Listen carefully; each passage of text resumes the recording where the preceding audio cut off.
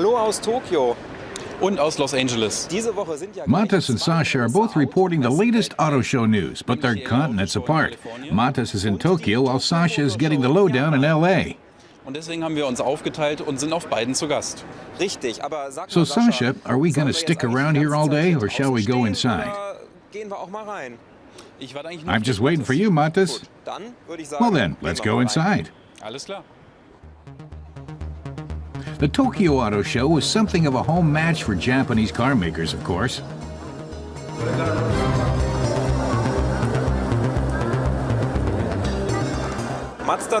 Mazda, for example, is presenting two different powertrain variations of the Mazda 3, known over here as Axela. There's the natural gas version and a hybrid. You can't tell from looking that this is a hybrid model. The only giveaway is a little badge on the rear hinting at what's under the hood. The hybrid technology is from Toyota and was adapted by Mazda's own engineers.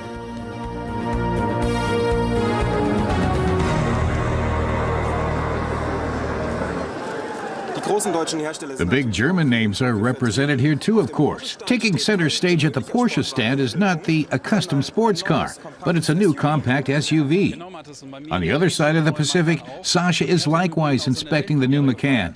It was in LA that it had its world premiere.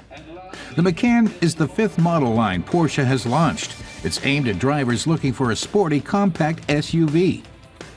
It's standard fitted with all-wheel drive, while the new 3.6-liter V6 bi-turbo engine catapults the car from 0 to 100 kilometers per hour in 4.8 seconds. This Chevrolet Silverado is exactly the right car for American roads, Sasha reckons. Big is still beautiful here, and gas prices aren't as high as elsewhere. The Silverado has plenty of space for extra cargo. But it's not so ideal for the Japanese market, Marques points out. Over here, you need alternative mobility concepts, such as the VW Twin-Up. It looks like the regular Up compact car, but underneath, it has the engineering of the XL1. The Twin-Up combines a 36-kilowatt diesel engine with a 36-kilowatt electric motor. VW calls it a 1-liter per 100-kilometer car for the whole family. And despite the poorer aerodynamics, it apparently really does guzzle only minimally more than the XL1 two-seater.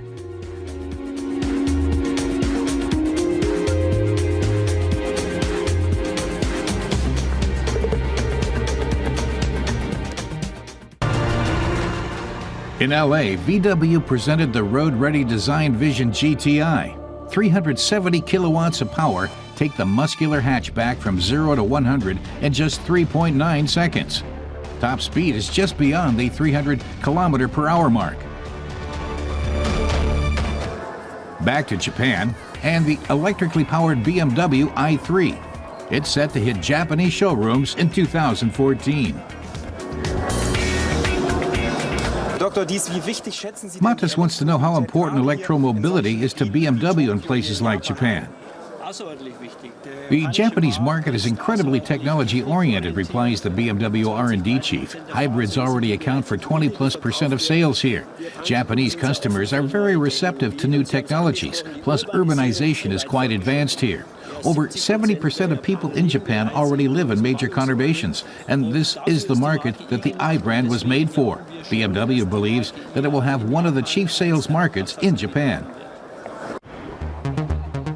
With all that famous sunshine in California, open-top driving is very popular in the Golden State. Sasha is sitting in a Z4, but BMW also has a new convertible version of the 4 Series on show.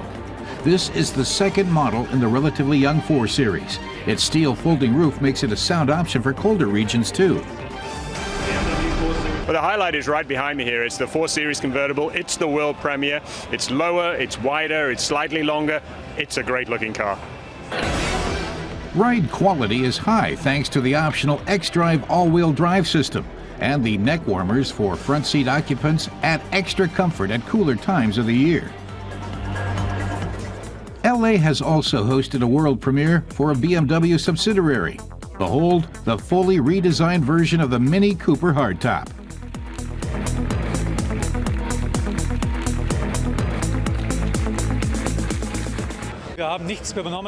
Nothing from the old Mini was retained, explains the brand's boss. He praises the work his team did on both the interior and exterior, further evolving the iconic design. Plus the technology under the hood.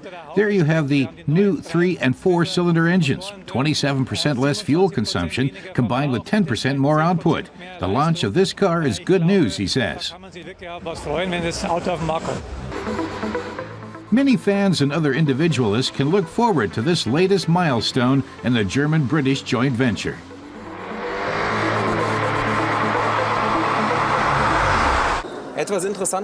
In Tokyo, that blue baby behind Mattes is called the Toyota FCV concept. This is a hydrogen-powered car scheduled for volume production in 2015. The design appears to need some work, but the engineering is more or less complete. The only real problem facing its makers is the lack of infrastructure. Toyota's Dirk Breuer brings up the which came first scenario, the chicken or the egg. We say first you need a chicken so that somebody can carry on making the eggs, in this case filling stations. So we're encouraging an expansion of the infrastructure. We've signed commitments to fuel cell vehicles for Northern Europe, as we have done in Japan too. If I say that these vehicles are on their way, that gives builders and operators of gas stations the security they need to continue.